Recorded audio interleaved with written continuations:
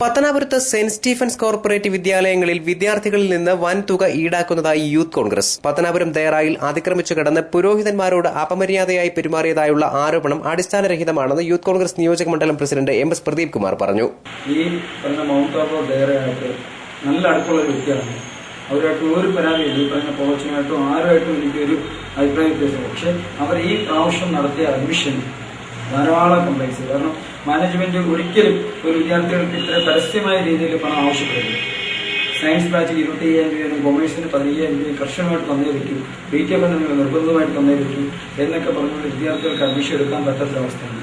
അത് കാസ്റ്റ് നോക്കി എഴുതുമല്ലോ. വിദ്യാർത്ഥികളുടെ മാർക്കിന്റെ അടിസ്ഥാനത്തിലും വിദ്യാർത്ഥികളുടെ യോഗ്യത അടിസ്ഥാനത്തിലും അഡ്മിഷൻ കൊടുത്തിരിക്കും. അല്ലെങ്കിൽ നിർബന്ധിതമായിട്ട് മേടിച്ചിട്ടുള്ള PTA ഫണ്ട് ഈ പറയുന്ന ഈ ഡൊണേഷൻ മേടിച്ചു എന്ന് പറഞ്ഞാൽ പല വിദ്യാർത്ഥികൾ രംഗത്തെത്തിയിട്ടുണ്ട്. അത് ഞങ്ങൾ മാർക്കറ്റിന് മുന്നോട്ട് ശ്രദ്ധ. കാരണം ആ മാനേജ്മെന്റിനെ ഞങ്ങൾ സ്നേഹിക്കുന്നതുകൊണ്ടും മാനേജ്മെന്റിന് ഒരു കണക്കിൽ ഉണ്ടാവണ്ട എന്ന് വെച്ചുകൊണ്ട് ഞങ്ങൾ അവരെ ഒന്നും കൊണ്ടുവരുന്നില്ല. അത്തരത്തിലുള്ള ആൾക്കാർ നിരവധിയുണ്ട്. എല്ലാവരും തുല്യ ദുഃഖിതരായി നിൽക്കുകയാണ്.